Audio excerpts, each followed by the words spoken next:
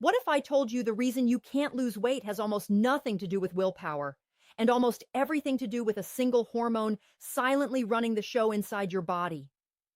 For decades, we were told that weight gain is about calories in and calories out, that obesity is a math problem, that if you just moved more and ate less, the scale would obey. But science has uncovered something far more powerful and far more unsettling. Your body is not a bank account. It is a hormone-driven survival machine, and insulin is one of its master switches. Every time you eat carbohydrates, especially refined sugars and starches, your blood glucose rises. In response, your pancreas releases insulin. Insulin's job is to move glucose out of the bloodstream and into cells. But insulin has a second, far more consequential job. It tells your body to store fat and stop burning it. Research from decades of metabolic studies shows that when insulin levels are elevated, fat burning is suppressed. It doesn't matter how much body fat you have stored. If insulin is high, those fat cells stay locked. That means you can be overweight, underfed, and still unable to access the energy sitting on your own hips and belly. And here's the shocking part. Modern diets keep insulin elevated almost constantly. Breakfast cereal, mid-morning snack, sandwich at lunch, coffee with sugar, pasta at dinner, dessert at night. Each hit of carbohydrate triggers another surge. Over time, the body adapts. Cells become resistant to insulin signal. The pancreas responds by producing even more insulin. This is insulin resistance, a condition that now affects an estimated majority of adults in many industrialized nations. Insulin resistance is not just about diabetes. It is linked to obesity, fatty liver disease, polycystic ovary syndrome, hypertension, Alzheimer's disease, and even certain cancers. Chronically high insulin is inflammatory. It promotes fat storage, increases triglycerides, lowers protective HDL cholesterol, and drives metabolic chaos. Now imagine lowering it. Imagine flipping the switch. When carbohydrate intake drops dramatically, blood glucose stabilizes. Insulin levels fall. And when insulin falls low enough, something extraordinary happens. Your liver begins producing ketones from stored fat. This metabolic state, known as nutritional ketosis, is not starvation. It is an ancient survival pathway that allowed humans to thrive during periods of food scarcity. In ketosis, the body shifts from sugar burning to fat burning. Stored body fat is broken down into fatty acids. The liver converts some of those fatty acids into ketones, which cross the blood-brain barrier and provide a stable, efficient fuel for the brain. Studies show that ketones produce more energy per unit of oxygen than glucose, and many people report improved mental clarity and reduced brain fog when in ketosis. But this isn't just about mental sharpness. When insulin drops, fat cells release energy. Appetite-regulating hormones begin to rebalance. Ghrelin, the hunger hormone, stabilizes. Leptin sensitivity may improve, blood sugar swings decrease, the roller coaster stops. Clinical trials comparing low-carbohydrate ketogenic diets to low-fat diets repeatedly demonstrate greater reductions in body weight, triglycerides, and improvements in blood sugar control in the low-carb groups, especially in individuals with insulin resistance. In people with type 2 diabetes, carbohydrate restriction has been shown in multiple studies to reduce or even eliminate the need for insulin and other glucose-lowering medications under medical supervision. That is not a small shift. That is metabolic reversal. And yet the most powerful part of this story is not the weight loss. It is the freedom. When insulin is chronically high, hunger becomes relentless. Energy crashes dictate your mood. Cravings feel uncontrollable. But when insulin stabilizes, the body regains metabolic flexibility, the ability to switch between fuels. Instead of needing to eat every few hours, many people naturally go longer between meals without white-knuckling hunger. That's not discipline. That's biochemistry. And let's talk about inflammation. Elevated insulin levels are associated with increased inflammatory markers.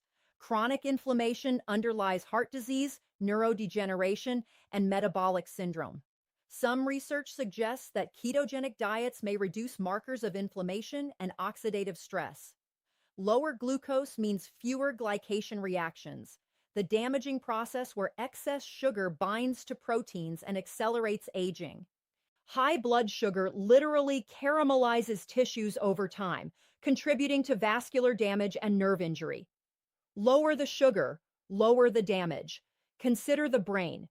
Alzheimer's disease has been described by some researchers as type 3 diabetes because of impaired glucose metabolism in the brain. Ketones provide an alternative fuel that bypasses some of that impaired glucose processing.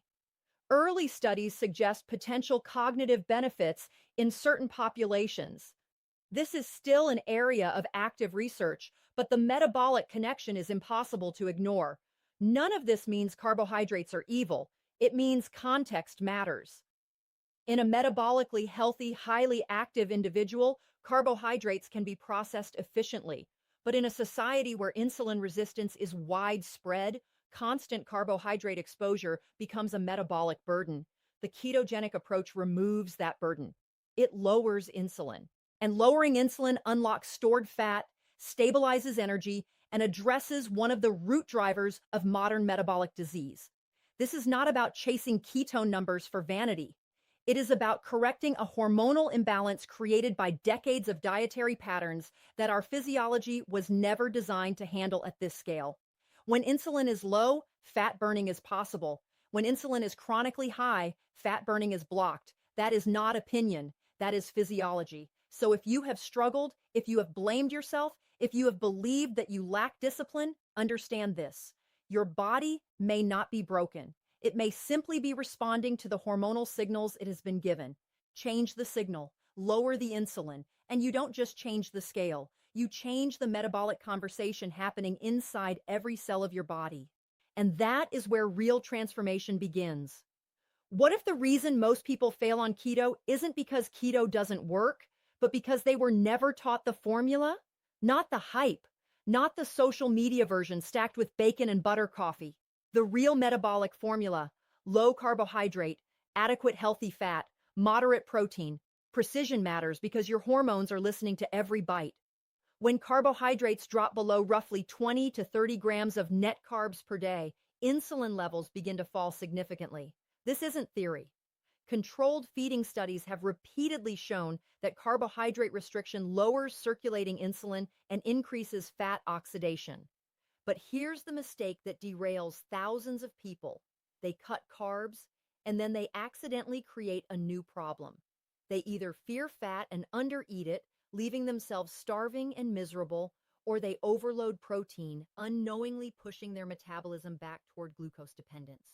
Keto is not simply low carb. It is a metabolic ratio designed to shift your primary fuel source from sugar to fat. When carbs are low enough, the liver increases production of ketone bodies, beta-hydroxybutyrate, acetoacetate, and acetone, molecules that can power your brain, muscles, and heart. But that shift requires enough dietary fat to signal safety to your body. When fat intake is adequate, hunger hormones calm down.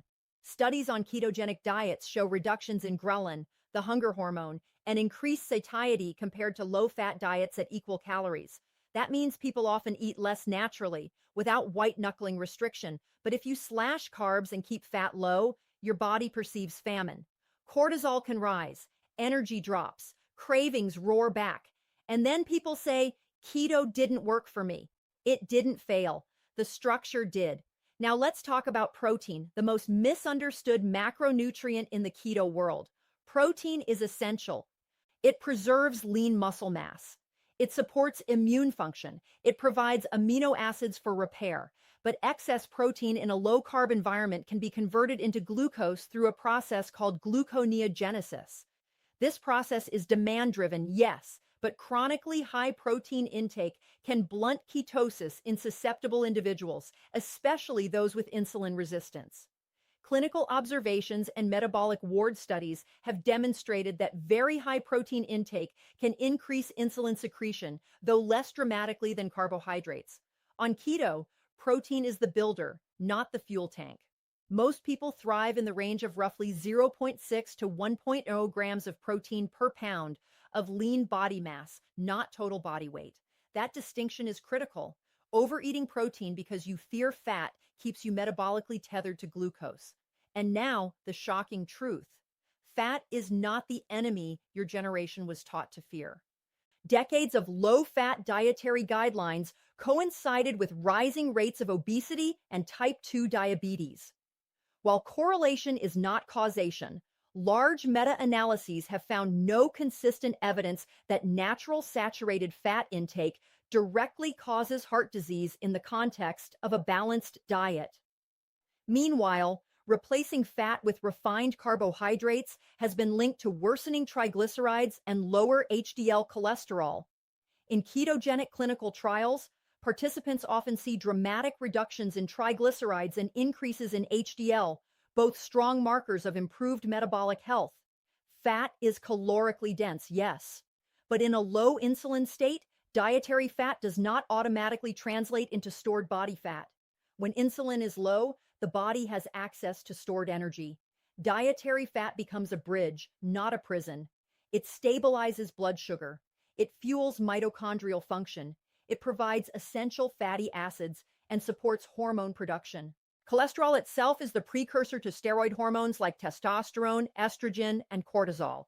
Demonizing fat ignored basic biochemistry. The balance is not random. Roughly 70 to 75% of calories from fat, 20 to 25% from protein, and 5 to 10% from carbohydrates is a common therapeutic ketogenic framework used in clinical research, especially in neurological conditions like epilepsy, where ketosis has been used for over a century.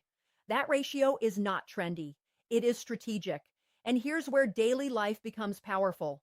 When someone eats eggs cooked in olive oil with avocado on the side, that meal delivers protein for structure, fat for fuel, and minimal carbohydrate to prevent insulin spikes. Blood sugar remains stable. Energy remains steady. Compare that to a breakfast of cereal and orange juice, which can spike blood glucose dramatically, triggering a corresponding insulin surge and often a mid-morning crash. Continuous glucose monitoring studies have shown how refined carbohydrate breakfasts can cause rapid spikes and dips, even in non-diabetic individuals.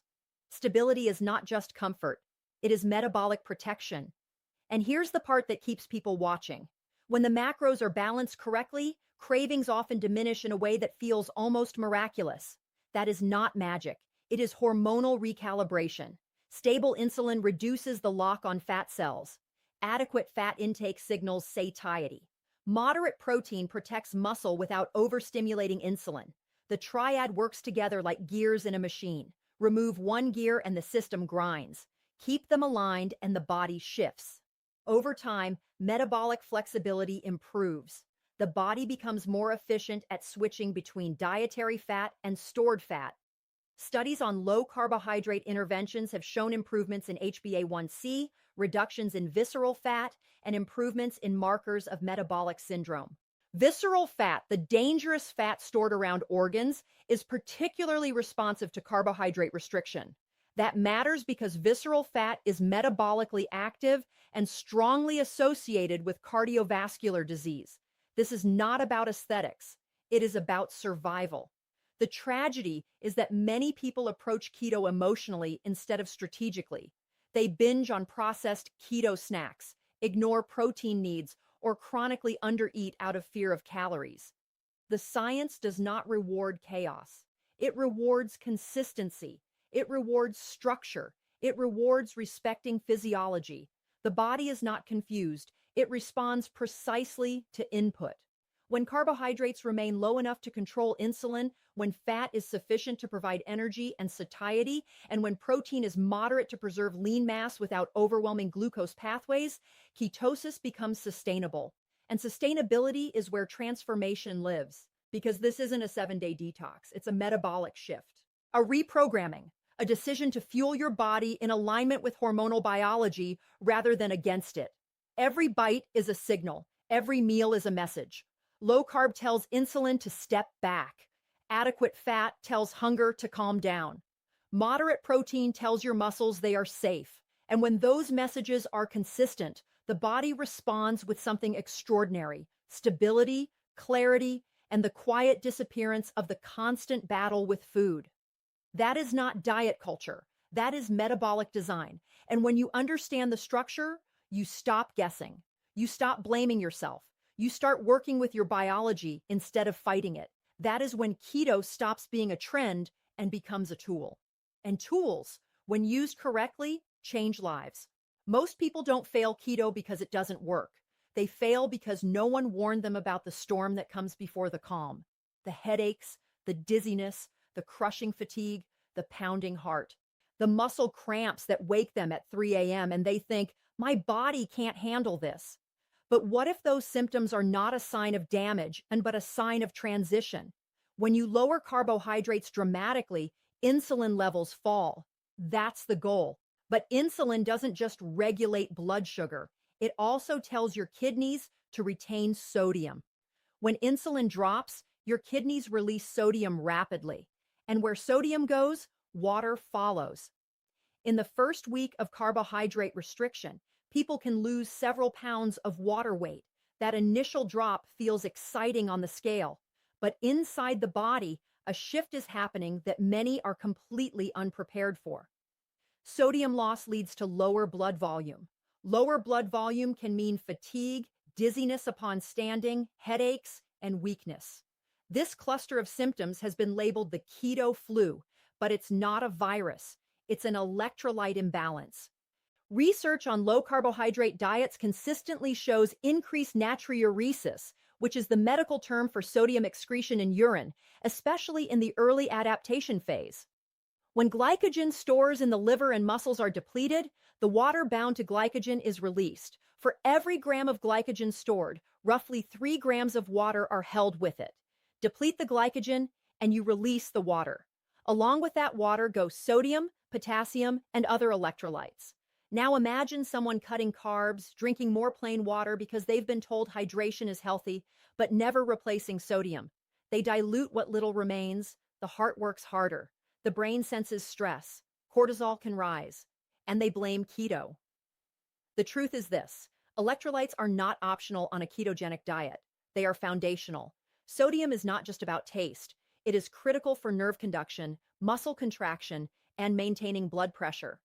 Severe sodium imbalance can cause confusion, seizures, even cardiac complications in extreme cases. Potassium regulates heart rhythm and muscle function. Magnesium supports over 300 enzymatic reactions in the body, including energy production and muscle relaxation.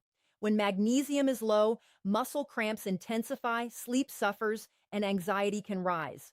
Clinical observations in ketogenic protocols for epilepsy, which have been used therapeutically for over a century, always include careful monitoring of hydration and minerals. That's not a minor detail.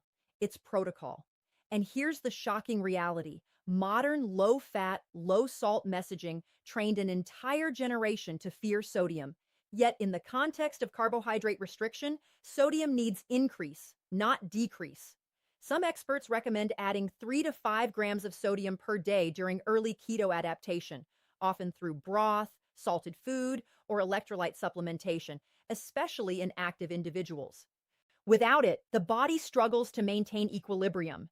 And then there is consistency, the silent force that determines whether adaptation happens at all. The body does not switch to fat burning overnight. It transitions through phases. In the first few days, glycogen is depleted, blood glucose stabilizes, insulin drops. But mitochondrial machinery, the cellular engines that burn fat, needs time to upregulate. Enzymes involved in beta oxidation increase with repeated exposure to low-carbohydrate conditions. Studies on fat adaptation in athletes show that it can take several weeks for the body to maximize its ability to oxidize fat efficiently. During that window, energy may feel inconsistent. Workouts may feel harder. The brain, accustomed to glucose, may protest. This is not failure, it is remodeling. But if someone alternates between strict keto during the week and high carbohydrate cheat days on the weekend, the body never fully adapts. Each carbohydrate surge raises insulin again.